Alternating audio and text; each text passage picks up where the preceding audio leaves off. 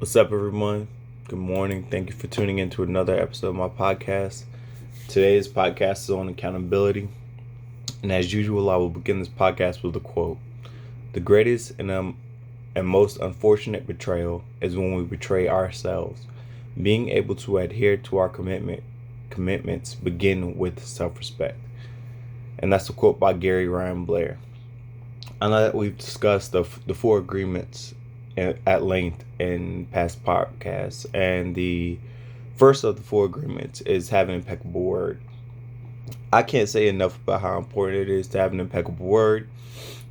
It's an action that we take on a daily basis that people judge us by. You're only as good as your word, and it doesn't matter what type of relationship you have with people, friends, family, coworkers, employees, just people that you can run across on the street, depending on the situation. You'll always be known for a person that doesn't or does keep their word. And there are definitely some consequences of both, of keeping your word and not keeping your word. When we don't keep our word, what's the cost? I mean, there's a lot of costs depending on the type of situation. But the five most common costs that I've come across are missed opportunities, like you might not be able to partake in something because you lied or you didn't tell the truth, or you were late, or you didn't keep your word. Damaged relationships because you weren't honest, you weren't transparent, you wasn't communicating the way you should have, and maybe a message got lost in translation. Maybe you weren't communicating on purpose, and because of the cloudiness, it caused some type of separation, or maybe you just didn't honor your commitment, honor your word. Having a reputation as an unreliable person. Once you get that reputation, it's very hard to come back from.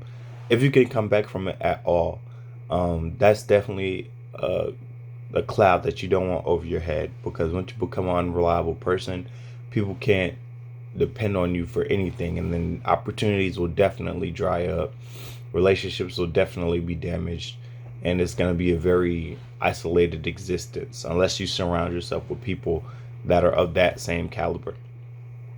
Conflict with others. Yeah, it's going to cause conflict because it's going to be a lot of things that you say that people can't count on you for, or that you've not come through for, and then that's going to cause issues on their part, or because they put faith and trust in you. Well, now there's an issue because you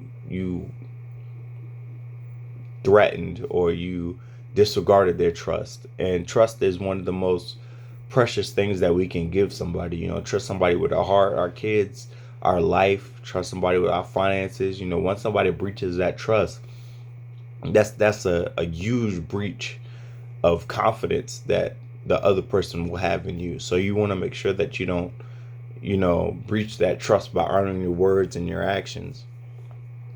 And lastly, experiencing guilt or remorse. This one is one that's gonna reside heavily within you, and guilt or remorse can be a very heavy burden to bear.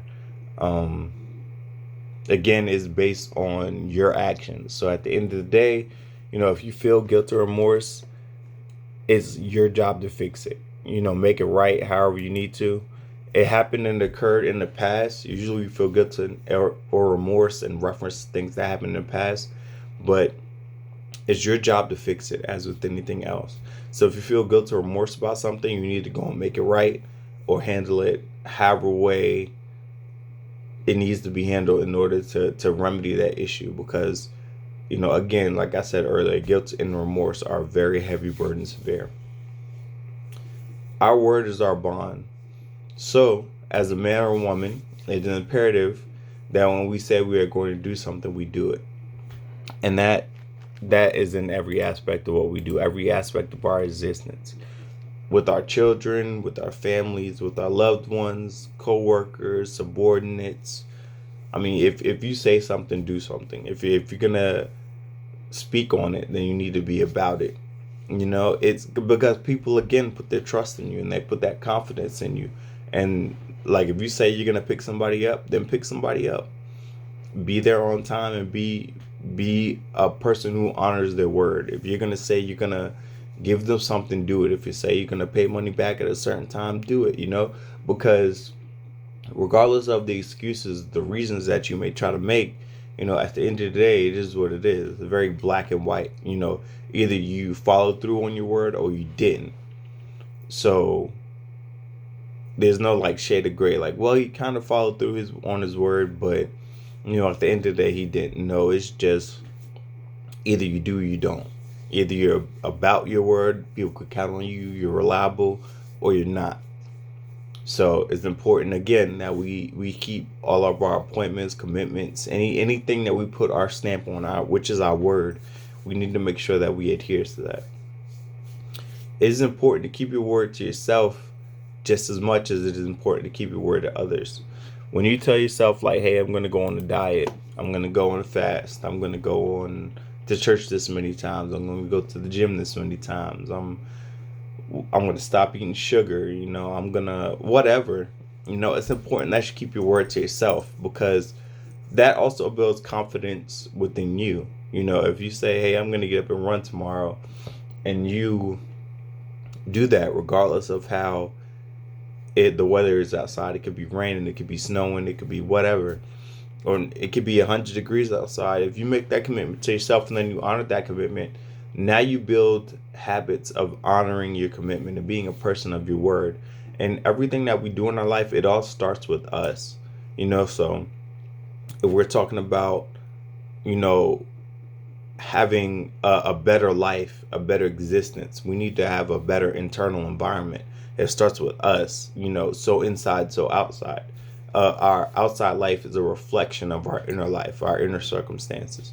So again, if we have confidence and we can depend on ourselves to keep our word, then when we speak to others and interact with others, we'll exude that same confidence. And when we give our word, we know that we're going to be a man or a woman of our word, because we have a proven history, a proven track record of keeping our word to ourselves. So it becomes easy then to do it for other people. Words are what create the very fabric of our existence, and they reflect the integrity of their creator, which is you.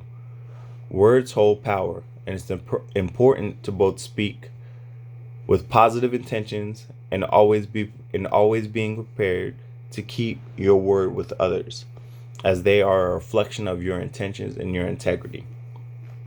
Again, the words that you speak are a characteristic of yourself that you don't have to express. Like, you don't have to say, I'm an honest person. And even if you go into a relationship or a friendship or a job interview or anything like that, and you say, I'm a very honest person, it's one of my best qualities. Well, somebody might hold you at that at first. Somebody might be like, okay, well, you put it on the table, so I'll take you at your word. But then it's going to be your actions over time that's going to prove or disprove that statement. Just like with anything else, you can lie, but if, you're not living in congruence with that statement, meaning like your mind, body, and spirit are all aligned towards the action, or your actions go along with the statement that you made, you're going to expose yourself over time. People are going to see that you aren't what you say you are, and then once they question one thing about you, well, then everything becomes questionable. If your word becomes questionable, then your reputation becomes questionable. Once your reputation becomes questionable, then people, question whether they can trust you with things, whether they can count on you to do things, and it just goes downhill from there. So it's very important that we keep a strict hold on our word, and that if we put our stamp of approval on something, if we say, yes, I'm going to do this, yes, I'm going to be there, yeah, you can count on me, then we need to come through. We need to be dependable, because if we can't and we don't, then we just set the stage for future hardships and future difficulties by being that guy or being that woman. When you don't keep your word, you devalue yourself and others. Again, it's all about building that confidence, and it's all about respect too, because if you don't honor your word, then honestly, do you respect that commitment that you made? If you say you're going to be somewhere at a certain period of time, minus the exceptions that beat the rule, but the exceptions don't make reality.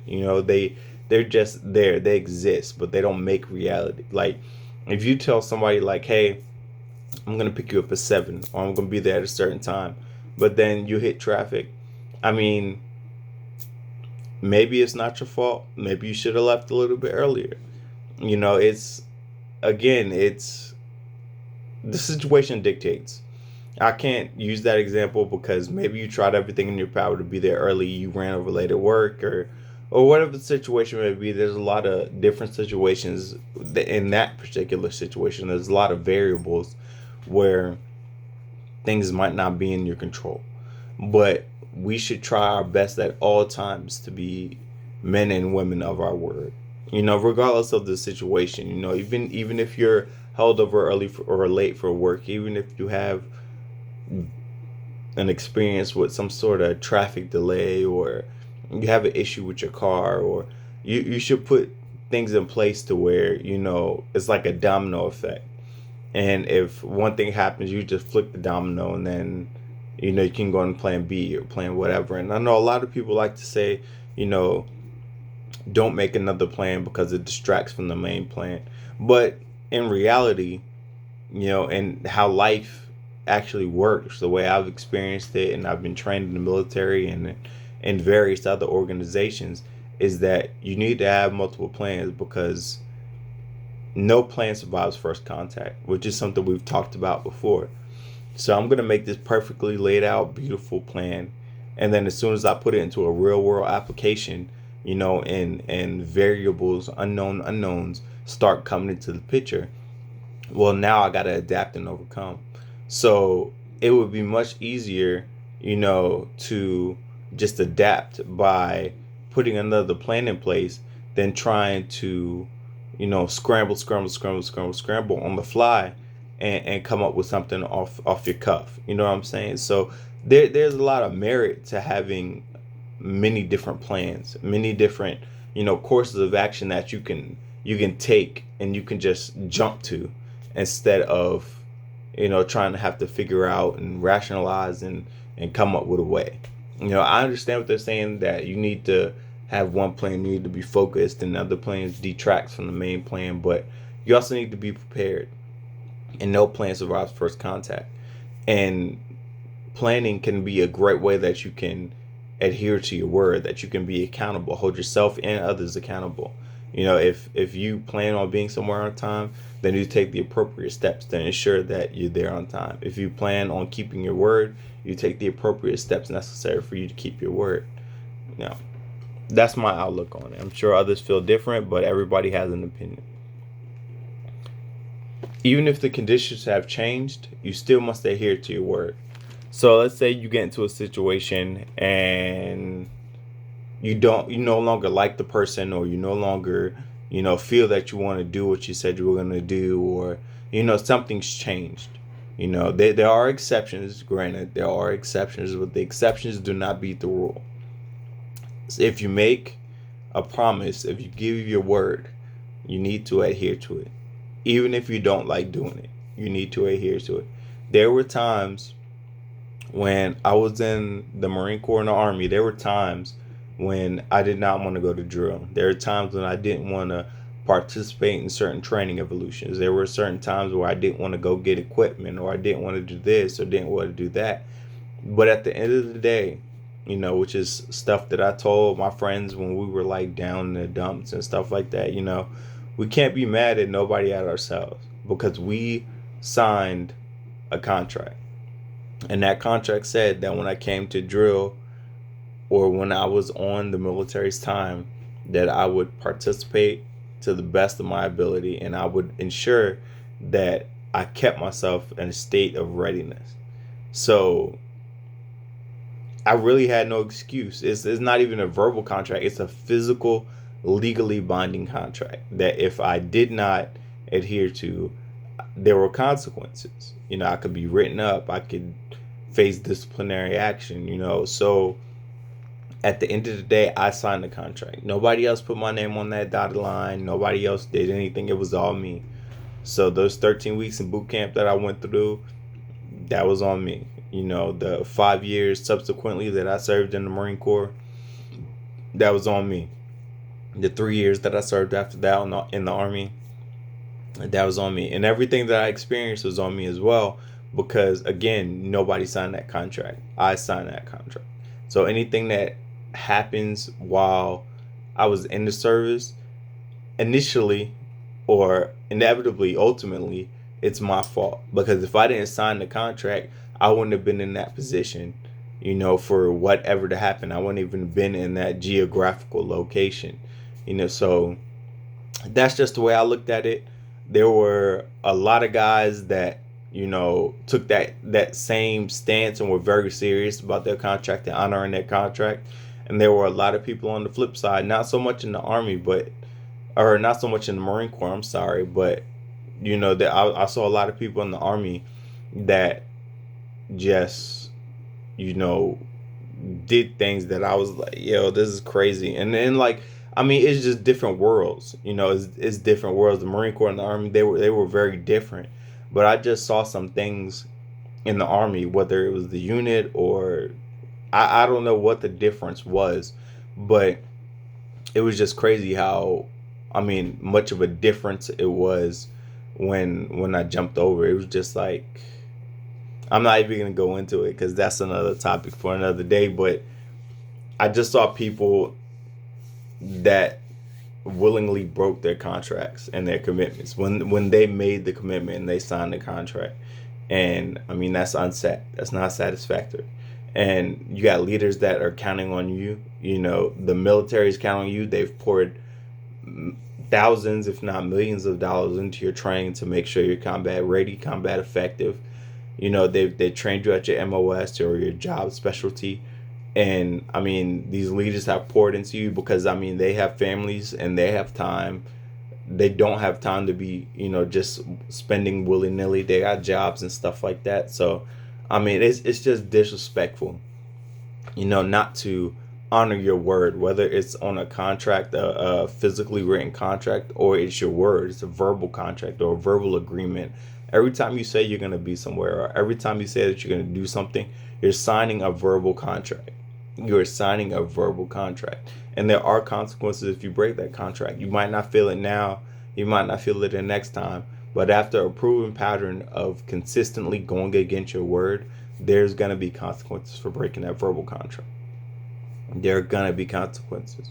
That's just how the world works. Like, it is what it is. So it would be in our best interest to always try to follow through with our word, no matter what type of feelings we have behind it. You know what I'm saying? If you don't feel like doing it, but you gave your word, then you need to be about your word. You need to be spot on with what you say and what you do. Be accountable for your words and actions. Don't make excuses. Don't make excuses. Excuses are tools the incompetent use to build bridges to nowhere. Straight up. Everybody can have an excuse. You either do or you don't. There is no try. Like, I tried to be here on time. You weren't on time. Like, that's a harsh way to look at it, but it's a fact. It's a fact. It's a matter of fact. Like, if I was supposed to be at drill at 0700, that's what time drill start. If I was at drill at 0701 or 0715 or 08 o'clock, I was not on time. I was not there when I was supposed to be. That was unsat. That was not satisfactory. I gave my word that I would be in a place at a specific time, and I did not take the appropriate actions to ensure that I was in that place at that specific time, which was agreed upon previously between me and somebody else. So there is no try. Either you do or you don't. And that's a very matter-of-fact way to look at it, but it's true. And if you look at it, every situation is the same way. Like, either you get good grades or you don't. You don't try to get good grades. Either you do or you don't. It's just like breathing. Either you are breathing or you're not breathing, And then that's a bad example, I guess, because there are some situations where people, try to breathe. But again, just looking at it as a matter of fact, either you do or you don't. there's a lot of circumstances in life that we've discussed this at length too, that there are gray areas. I definitely believe in the shades of gray. That not, everything is black or white, but I also believe that there are some things in life that are just matter of fact. Like, it is black and white. There is no room for, gray or murkiness on the issue. Like, either you stand over here or you stand over there. It's clear as day. And again, that's why one of my favorite sayings is, the exception doesn't beat the rule. Because if you always look to the exception, then you'll always find a way to beat the rule. But the exception doesn't beat the rule. The exception is a part of life. It's an aspect of reality. But just because that exception exists in a few circumstances, it doesn't beat the rule. It doesn't make the rule obsolete. Now, when that exception becomes consistent or proven over time to be a formidable aspect of that reality, then okay, maybe that exception beats the rule, or that's an exception to the rule that is predominant over the opposite choice, which is for that rule to be factual. But the exception doesn't beat the rule. You need to be a man and a woman of your word, regardless. There's no situation where it's okay for you to not be a person of your word. Like, there's no exception to that. Either you are or you aren't. That's one of those things that exist in life that are either black or white. Like, either you are a person of your word or you aren't. Either you tell the truth or you're a liar. Either you're dependable or you're not. Either people can count on you or they can't. Either you're responsible or you're not. It's that simple. It's that simple. Think before you speak. Before you take on something, before you say you'll do something, you'll be somewhere, you'll be responsible for someone or something, before you embark on a task that you said you're going to be responsible for, you need to think before you speak. Think, am I the right person for the job? Do I have the tools to do this job? Can I get access to the tools to do this job if I don't have it? What tools do I need? How can I seek help or express to this person right now, like, any way that they could help me help them? You need to think before you speak, not readily jump into something because you want to be liked or you want to be popular or whatever. You need to think before you speak, because if you don't, then you end up getting over your head, or you end up taking on a burden that you might not be equipped to handle. So you need to think before you speak. Simple as that. Every day you are telling a story of who you are and what you stand for. Actions speak louder than your words. Actions speak louder than your words. People will judge you based on your actions before they even know you as a person. This is straight facts. Like, people will judge you by your actions. Like, your reputation will precede you no matter where you go. In the workforce, in the civilian world, in society, with your family, throughout your family, like, your reputation will precede you. You'll go someplace, people will know you because a friend of a friend of a friend told the story about, how you came through for them in a hard time or a difficult time, or how they gave you some big responsibility and you were able to follow through with your word and stuff like that. You were accountable. So your reputation precedes you. Actions speak louder than words. So we need to always be aware, cognizant of the type of actions that we take, the type of things we participate in, because whether we know it or not, somebody somewhere is watching us and they're holding us accountable for what we're doing, for those actions. So we need to be aware of our surroundings. We need to be alert and conscious at all times of the actions that we're taking and that we're not taking, because again, there's somebody that's always watching.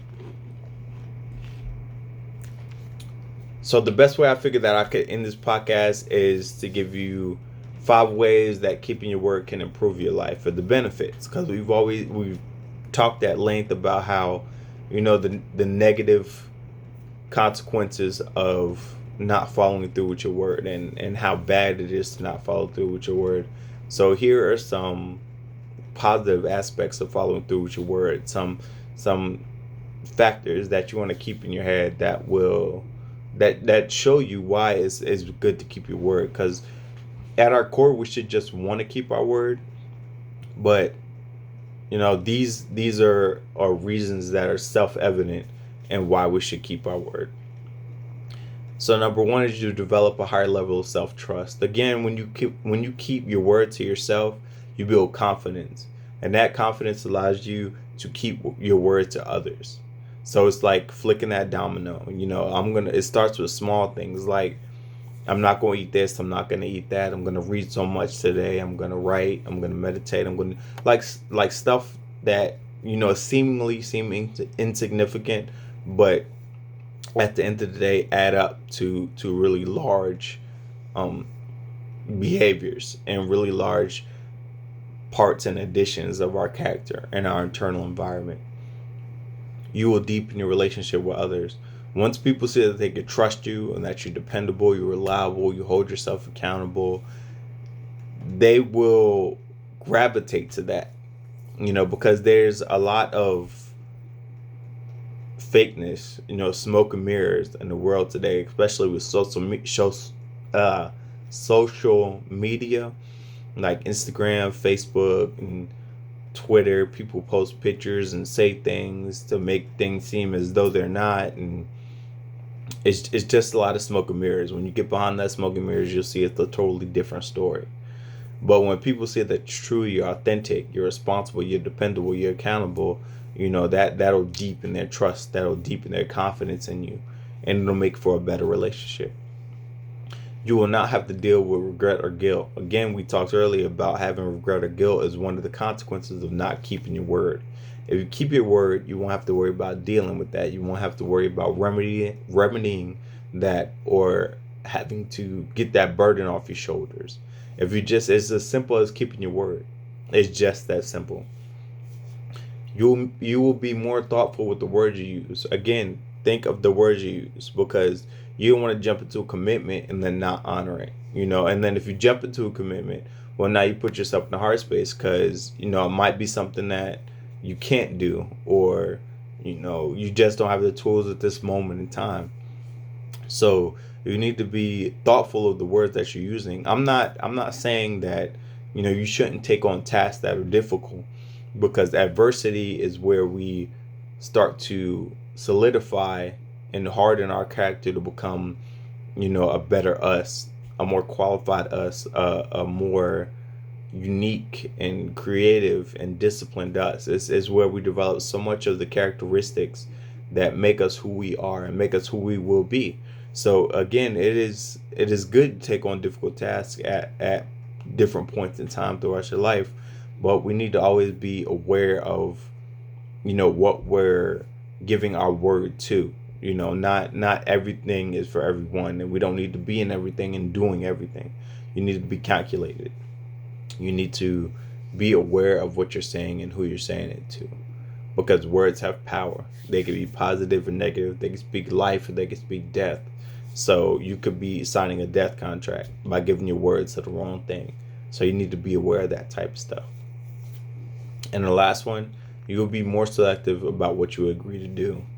Again, that ties in with the last one, about being thoughtful with your words. When you're thinking about the words that you're agreeing to, or that the contract, verbal or physical, that you're agreeing to, you'll be thoughtful and more selective about what you choose to jump into or what you choose to get involved with, because again, everything is not for everyone. So today we discussed the importance of accountability and keeping your word. We need to all, as men and women, be accountable for the actions that we take, the words that we make, and the influence that we have on other people's life, as well as the actions we take on a daily basis and how they will have an effect on our life. Again, our external situation is a representation of our internal environment, and this is just another way to try to help build upon your internal environment and make sure that you're the best that you could possibly be.